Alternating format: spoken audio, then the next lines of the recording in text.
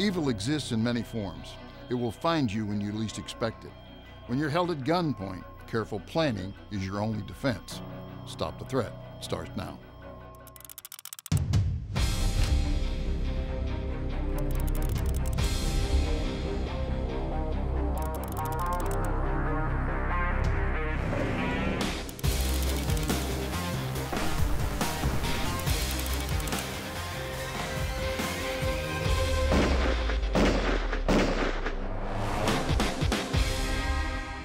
Hello and welcome to Stop the Threat. My name is James Towle.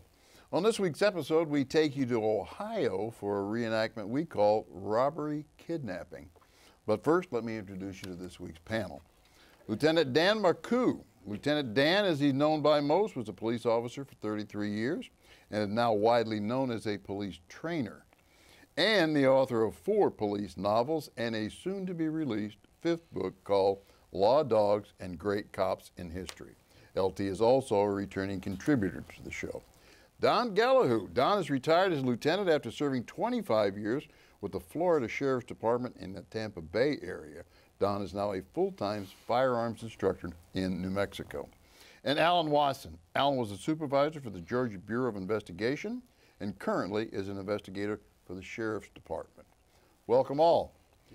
But before we get started, Don, you and I have swapped, I don't know how many emails on the subject of victim advocates. Yes. So start me on that. Well, I think it's a wonderful program, begun several decades ago. In fact, it's been around a long time. They are a wonderful adjunct to the investigative branches of the various agencies where they serve. They perform a priceless function in bridging the gap between the investigators and the often traumatized victims. And I, like many officers, were a little reluctant at first to embrace the concept, and now that we've had them for so long, I don't know what we did without them in years past. Okay, you say that there was some reluctance on the part of law enforcement for victim advocate because what's the problem? Well, it was new, uncharted territory. We'd never had them before, and they were largely civilians, and the investigators didn't want a civilian allegedly meddling in their case until they found out how valuable they are. Okay. I can see we're probably not going to have enough time for everything we want to cover on this. I do think it's an important issue. I understand that some cities have a budget for it and some do not. The history on this, as I know it, and correct me if I'm wrong, was that the advocate program came along with initial rape cases. So it was, now, just not to be not confused on this, they didn't rush out to the scene, or did it take place back in headquarters? Usually for us, they took place at the hospital itself. At the hospital, okay, all right. And they were priceless in those cases. Okay, so having an advocate come to the home was not possible? I mean, that would seem to me to be the time when they would be the most important, but that doesn't really take place that way? Depending on the case. Depending on the case, and depending on the level of trauma and the level of perceived need by the investigators that are on the scene as to whether they were called to the house or whether it was took place in another location. I know there's a lot of advocate programs that are starting up, and I'm getting a lot of feedback from folks about advocate programs for minorities, other than perhaps a rape victim, maybe a religious group, and they feel like they need an advocate. I mean, the word victim advocate now is taking on a broader title. Yeah. If I had more time, I would tell you more about this, and I hope I can by the end of the show. So don't go away, we'll be right back with part 1.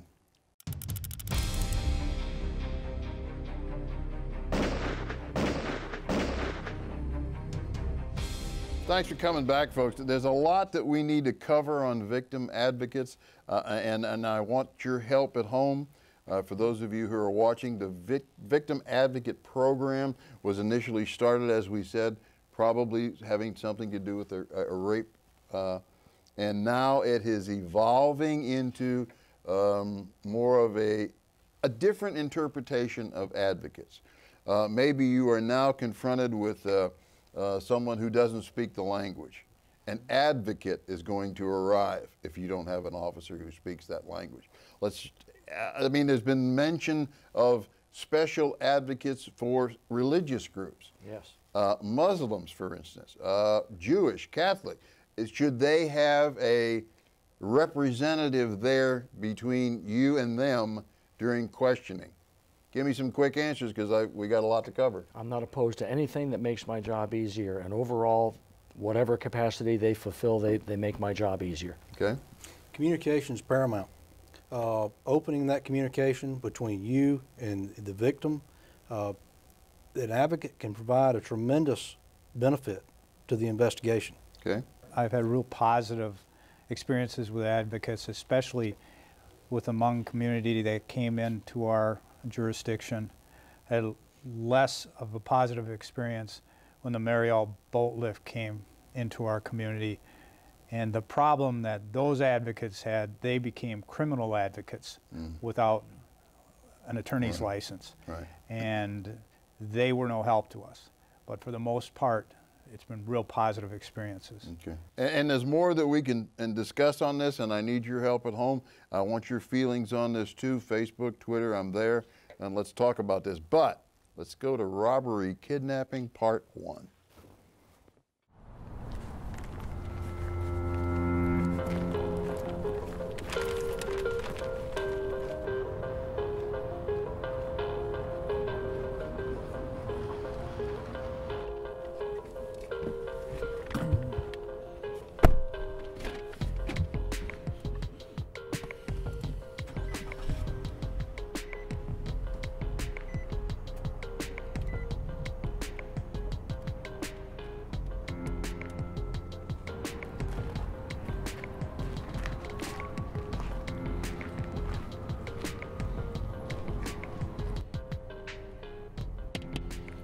Turn it off and get out.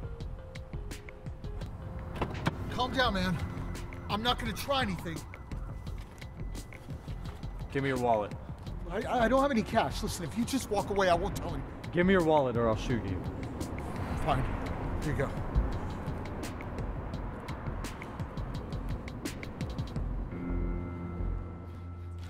It's empty. I told you I didn't have any cash. Let's go get some. I'm not going anywhere with you, man. Get in the car or I'll shoot you in the face. Yes, sir.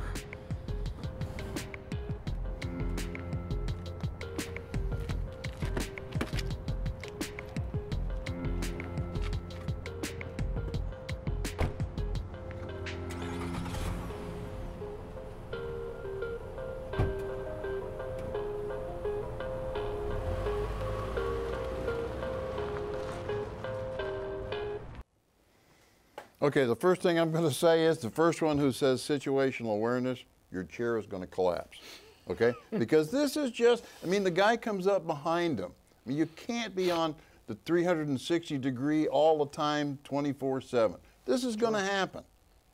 My only problem is, why is he complying with the bad guy? He had the car on, the engine's running, taps on the window and says, turn it off and get out. by the time he gets his mouth open, you're 5 blocks away. I mean, what was wrong with that plan? Obviously, it was not the plan that it was happened here, but go, LT. There was a good option that you just pointed out. I mean, the best escape is the fastest escape, and that car would have been the fastest escape. It led to a situation that you don't want to get yourself into, and that is going for a ride with a kidnapper. You know, I don't think any of these guys have any intention of shooting you, really. I mean, the gun is there to give them an edge to scare you with. And, you know, I don't want to go out on a limb here and say it would never happen, but I'm just saying that you were in your vehicle, you had an escape machine and a time machine. Press the accelerator and you're in another time zone.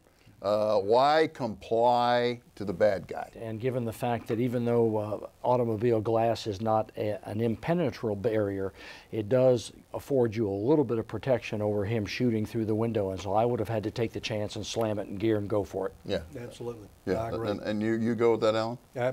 Get out of the area. Right. So, okay, now he's out of the vehicle and he's complying with what's taking place.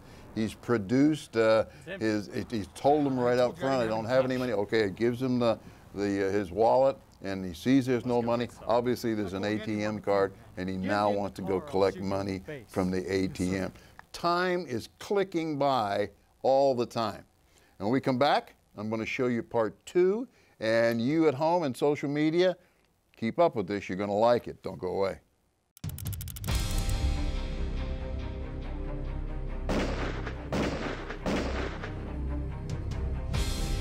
So welcome back, folks. We're talking about this a little bit, and I'm just going to say this again, that the longer the time goes on, I think time does not work in your favor if you are the victim. I think you need to do something early on, but things will only get worse. I don't know. What do you think? You know, the more the time goes on, it gives this guy more opportunity to get to a more secluded area. The victim here has nothing to gain. Get out of that situation, run away, run to other people, and you know, this guy then is going to become more frightened. You need to weaken his position, Right. not yours. Absolutely. That's the way I see it. If you can also, if you've decided you're going to do something, the slightest of distractions are good. Toss the wallet in his face. Yeah, that would have been a good idea. Or look over there and say, is he with you? And Sure. get him looking over his shoulder. Something, if you're going to make a move, to get him to just look away for just a moment might save your life. Now Give you a that takes chance. courage. Right. Yes, it That does take courage, And planning. and that courage and planning, and if you are an armed citizen and you're able to pull yourself together to do that, it's not as easy as we want to make it sound, but if you have that kind of courage, then you should certainly use it. But let's watch part 2. You're going to like this. Get in the car or I'll shoot you in the face. Fine. Yes, sir. Yes, sir.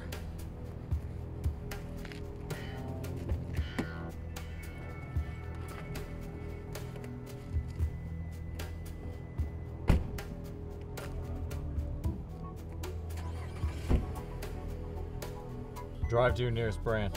I don't know where it is. Just drive. Fine.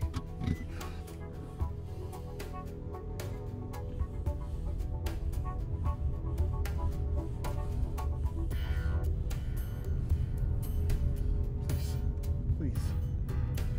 Please. Your nearest branch is up here. Turn left.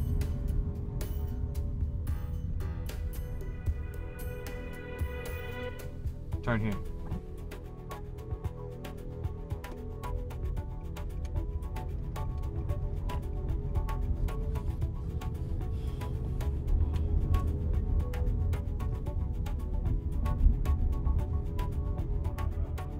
Hey, what are you doing? No, nothing. I just had an itch, that's all. Please. All right, your nearest branch is up here. Turn left at the intersection.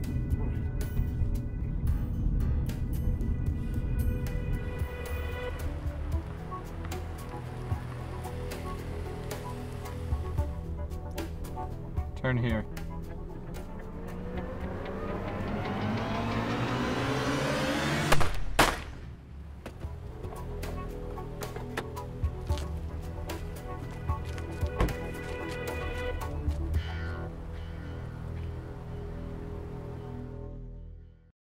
Okay, have you ever pulled a trigger in a closed car? Yes.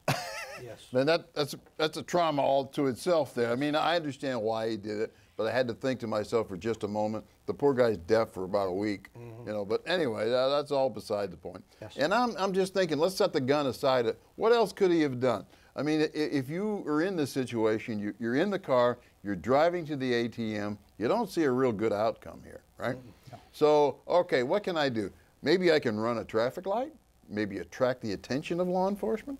You know, maybe I can run a stop sign. Maybe I don't have my headlights on. I mean, wouldn't I try a few of those easy things and try to get some help? You could drive into a tree. Well, you could do that too. I mean, I don't see you doing that, but you know, that's possible. Blow the sure. airbags out. Okay, yeah, might blow buy the you- airbags up. Hey, what's the blow matter the with airbags, this? might buy you some time. He knows he's got a gun in the car. He's got a gun pulled on him. Right. He's waiting for an opportunity to be able to get to his weapon, find the opportunity to use that weapon to get this threat off of him. Right.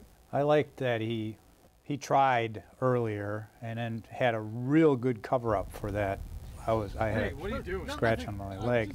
I just had an itch, that's all. He stopped the suspect, but he could have maybe waited until the car door was open and then made his move as he was exiting. And then he would have a little more movement than he did. But I thought all in all, he did a pretty wonderful job of surviving in this one. Yeah, you know, going back to what you situation. said, Don, he wouldn't have to hit a tree, would he? How about if I just jammed the brakes on? That might have worked too. Wouldn't that throw him forward? He's got the gun. That might I have mean, worked also. That's yeah, right. I mean, he throws him forward, and then you open the car door with your gun, you leave. If he had jammed on the brakes, both of them go forward. He's got the wheel to hold on to, but it destabilizes both of them. Right. So he has less of an opportunity to make a good presentation with a weapon. Right. I would have liked it better when the bad guy first got out of the, or first was walking around the car to get in on the passenger side. There was a moment. That either leave right then and there, or reach for the gun then. I would have liked that a There little was bit a better. moment.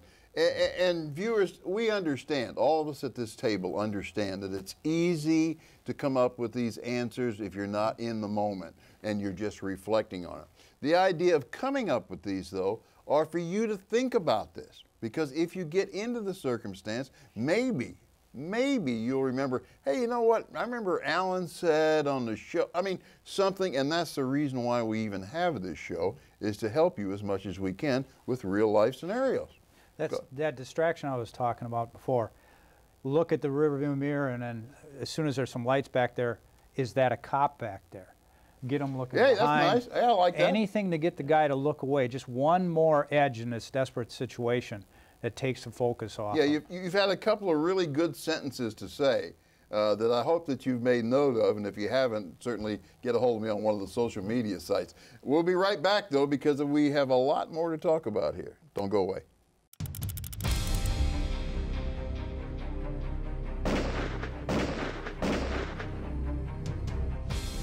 Yeah, welcome back, viewers. This is an interesting reenactment in, like I said earlier, it's easy for us to look at this and say, you should have done this, you should have done that, but don't look at it that way, because that's not the way we want you to look at it. What we want you to do is look at this and think of alternatives that you could deploy should something like this happen. And that's it. We're not trying to be cool, we're just trying to help you think about these situations. I do want to kind of leave them with something. LT, what would you leave them with? Just the whole concept of when then thinking. When this happens, then I will do this. Carjacking is real common. Decide in advance. When this happens, then I will do this. And run some through your mind. If you're going to be carrying a concealed weapon, that's an important exercise to do.